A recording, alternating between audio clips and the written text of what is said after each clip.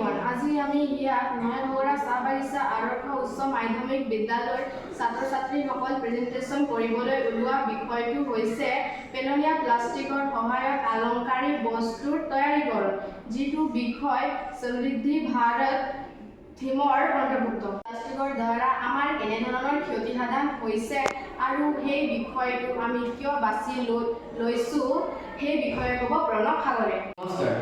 বৰ্তমান সময়ত বিশ্বত বছৰি প্ৰায় 400ৰ পৰা 430 মিলিয়ন মেট্ৰিক টন প্লাষ্টিক উৎপাদন হৈ আছে। প্লাষ্টিকৰ এনে উৎপাদন হৈ থাকিলে ই 2060 চনলৈ বৰ্তমান সময়ৰ প্ৰায় 3 গুণ প্লাষ্টিক বৃদ্ধি পাব। ই সমগ্ৰ বিশ্বত ভয়ংকৰ বিপৰ্যয় কঢ়িয়াই আনিব। মাটি, পানী আৰু বায়ু সকলোকে প্ৰদূষিত কৰি ৰাখিছে আৰু ই স্থলজ আৰু জলজ প্ৰাণীৰো ক্ষতিসাধন কৰিছে, কাৰণ প্লাষ্টিক সহজে পচন নাযায় আৰু ইয়াক জ্বলাই দিলেও ই বায়ু প্ৰদূষণ কৰিব। তদুপৰি প্লাষ্টিকক পানীত পেলাই দিলেও পানী প্ৰদূষিত হৈ যাব।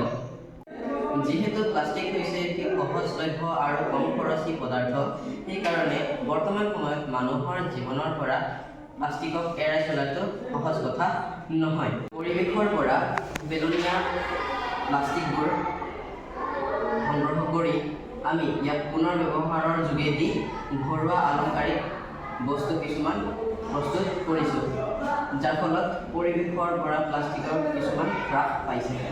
যিহেতু আমি পেলনীয়া প্লাষ্টিকৰ পৰা ঘৰুৱা অলংকাৰিক বস্তুকেইটা তৈয়াৰ কৰিছোঁ, সেইকাৰণে অলংকাৰিক বস্তুৰ কাৰণে ব্যৱহাৰ হ'বলগীয়া প্লাষ্টিকৰ পৰিমাণ কিছুমান তৈয়াৰ কৰাও হ্ৰাস পাব।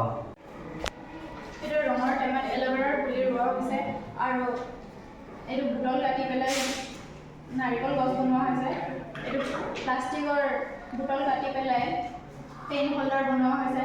এইটো অলংকাৰিক বস্তুৰে গছ বনোৱা হৈছে। এইটো বুটল প্লাষ্টিকৰ বুটল পানী বটলটো কাটি পেলাই ইয়াত গছ পুলি ৰোৱা হৈছে, হেংগিং টাব বনাইছে আৰু এইটো পানী বটলটো কাটি পেলাই ফুলৰ দৰে বনোৱা হৈছে।